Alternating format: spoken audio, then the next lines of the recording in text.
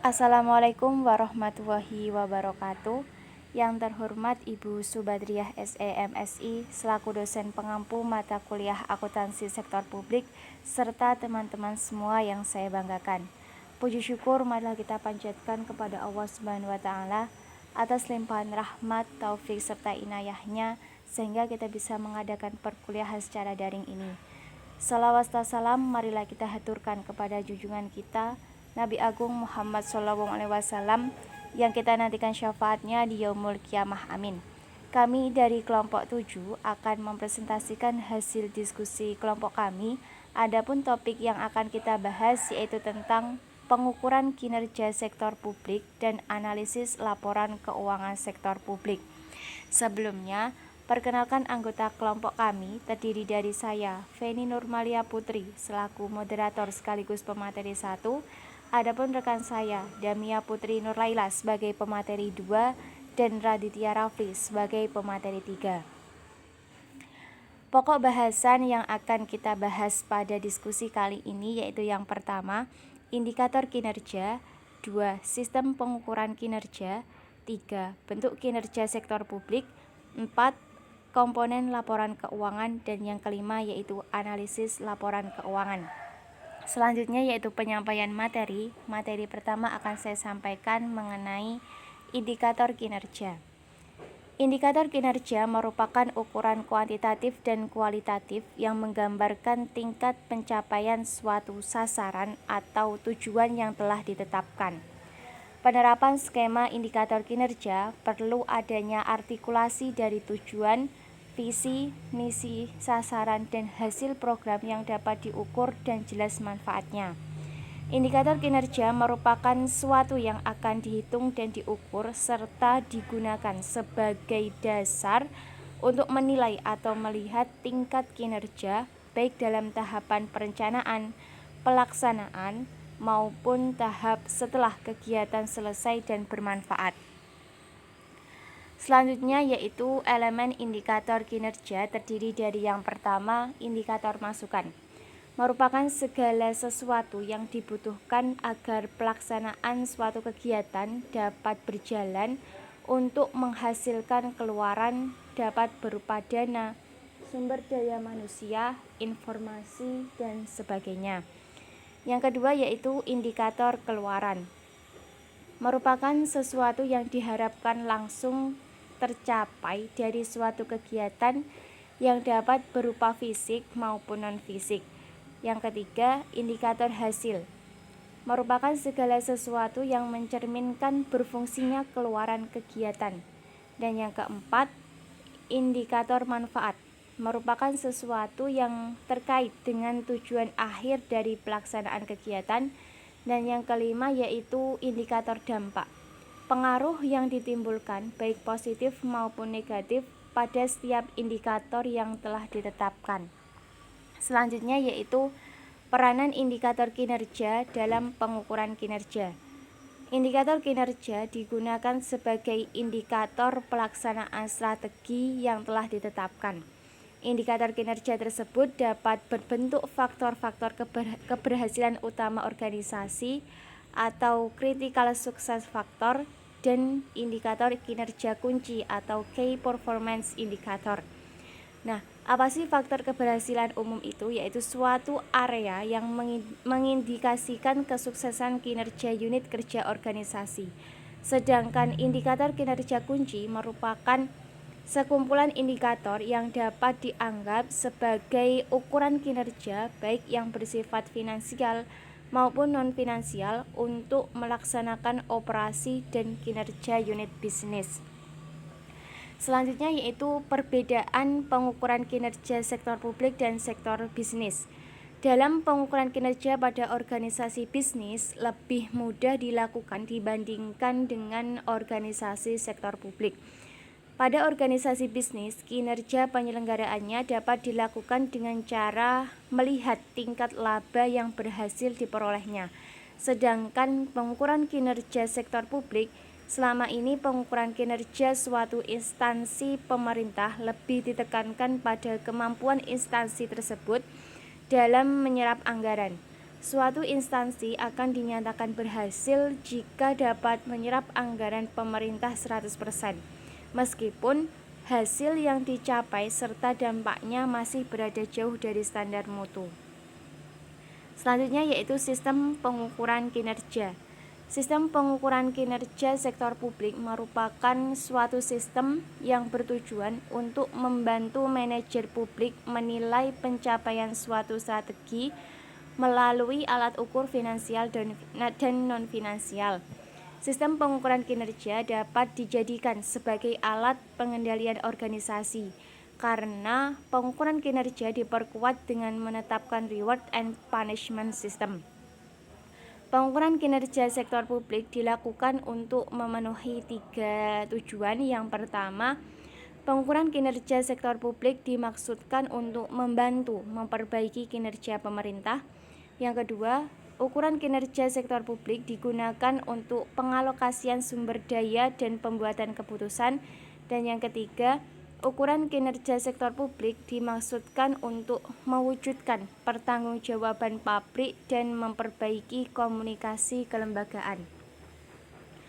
Selanjutnya yaitu sistem pengukuran kinerja terbagi menjadi 2. Yang pertama, perencanaan strategis merupakan proses sistematik yang ditujukan untuk menghasilkan tindakan dan keputusan mendasar sebagai pedoman dan panduan organisasi dalam menjawab pertanyaan apa yang harus dilakukan dan mengapa melakukan aktivitas tertentu.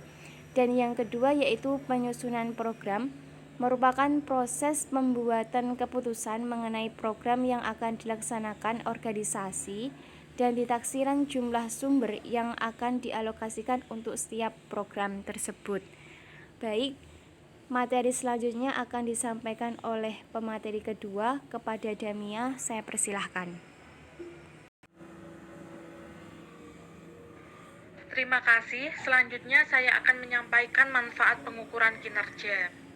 Manfaat pengukuran kinerja yaitu memberikan pemahaman mengenai ukuran yang digunakan untuk menilai kinerja manajemen. Yang kedua, untuk memonitor dan mengevaluasi pencapaian kinerja dan membandingkannya dengan target kinerja, serta melakukan tindakan korektif untuk memperbaiki kinerja. Yang ketiga, sebagai alat komunikasi antara bawahan dan pimpinan dalam rangka memperbaiki kinerja organisasi. Dan yang keempat yaitu memastikan bahwa pengambilan keputusan dilakukan secara objektif. Selanjutnya, informasi yang digunakan untuk pengukuran kinerja.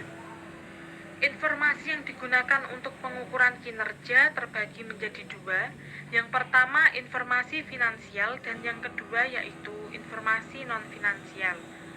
Pada informasi finansial, penilaian laporan kinerja finansial diukur berdasarkan anggaran yang telah dibuat, yang dilakukan dengan menganalisis varians antara kinerja aktual dengan yang dianggarkan. Sedangkan informasi non-finansial dapat dijadikan sebagai tolak ukur lainnya. Informasi non-finansial dapat menambah keyakinan terhadap kualitas proses pengendalian manajemen. Selanjutnya, bentuk kinerja sektor publik. Inti pengukuran kinerja pemerintah adalah pengukuran value for money kinerja pemerintah yang harus diukur dari sisi input, output, dan outcome. Tujuan pengukuran value for money yaitu mengukur tingkat keekonomian dalam alokasi sumber daya, efisiensi dalam penggunaan sumber daya dan hasil yang maksimal, serta efektivitas dan penggunaan sumber daya. Selanjutnya, komponen laporan keuangan. Pada akuntansi sektor publik terbagi atas laporan pelaksanaan anggaran dan laporan keuangan. Adapun komponen laporan keuangan akuntansi sektor publik yaitu yang pertama adalah laporan realisasi anggaran atau LRA. Realisasi anggaran menyajikan ikhtisar sumber, alokasi dan penggunaan sumber daya ekonomi yang dikelola oleh pemerintah pusat atau daerah dalam satu periode pelaporan. Selanjutnya, yang kedua yaitu laporan perubahan saldo anggaran lebih. Laporan perubahan saldo anggaran lebih menyajikan secara komparatif pos-pos berikut. Yang pertama, saldo anggaran lebih awal. Yang kedua, penggunaan saldo anggaran lebih. Yang ketiga, sisa lebih atau kurang pembiayaan anggaran tahun berjalan. Yang keempat, koreksi kesalahan pembukuan tahun sebelumnya. Dan yang kelima yaitu saldo anggaran lebih akhir. Selanjutnya yang ketiga yaitu neraca. Neraca menyajikan secara komparatif pos-pos berikut. Yang pertama, aset lancar. Yang kedua, investasi jangka panjang. Yang ketiga, aset tetap. Yang keempat, kewajiban jangka pendek dan kewajiban jangka panjang, serta ekuitas. Terima kasih. Selanjutnya saya kembalikan kepada moderator. Baik, materi selanjutnya akan disampaikan oleh pemateri ketiga. Kepadanya saya persilahkan.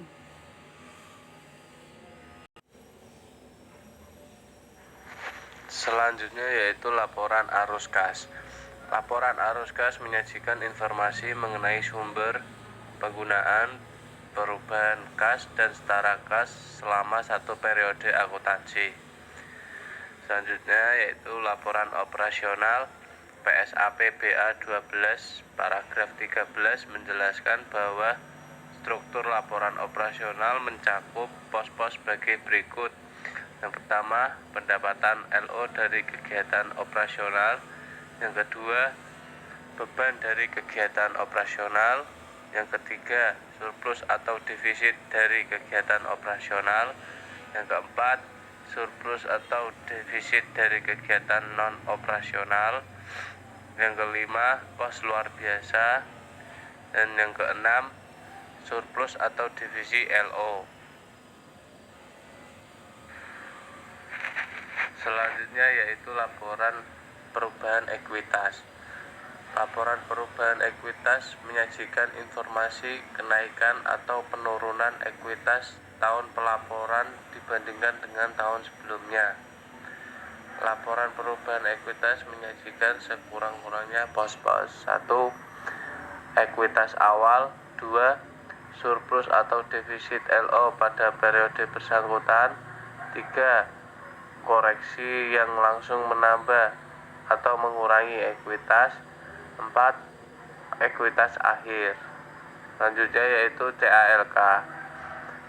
CALK meliputi penjelasan atau daftar terinci atau analisis atas nilai suatu pos yang disajikan dalam laporan realisasi anggaran, laporan perubahan saldo anggaran lebih, neraca, laporan operasional, laporan arus kas, dan laporan perubahan ekuitas. Analisis laporan keuangan. Analisis merupakan memecahkan atau menguraikan sesuatu unit menjadi unit kecil. Laporan keuangan terdiri dari neraca, laporan laba rugi, laporan perubahan modal, laporan posisi keuangan, dan laporan arus kas.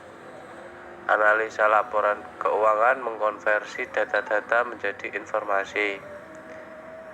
Adapun tujuan dari analisis laporan keuangan yaitu yang pertama, memberikan informasi yang lebih luas daripada yang terdapat dalam laporan keuangan. Yang kedua, membongkar hal-hal yang bersifat tidak konsisten dalam hubungan suatu laporan keuangan, baik dikatakan internal maupun eksternal. Yang ketiga, bisa memprediksi potensi apa yang mungkin dialami di masa mendatang. Dan yang terakhir, memberikan informasi yang diinginkan oleh para pengambil keputusan. Selanjutnya yaitu ada perbedaan dua metode analisis laporan keuangan, yaitu metode analisis horizontal dan metode analisis vertikal. Metode analisis horizontal dilakukan dengan cara membandingkan laporan keuangan untuk diketahui perkembangan dan kecenderungannya. Sedangkan metode analisis vertikal dilakukan dengan cara menganalisis laporan keuangan pada satu periode tertentu dengan membandingkan antara pos yang satu dengan pos yang lainnya pada laporan keuangan yang sama. Baik, terima kasih kepada pemateri ketiga. Berikut tadi adalah penyampaian materi dari kelompok kami.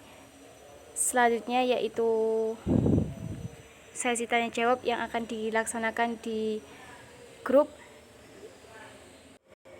Sekian presentasi dari kelompok kami, kurang lebihnya mohon maaf. Terima kasih atas perhatiannya. Wassalamualaikum warahmatullahi wabarakatuh.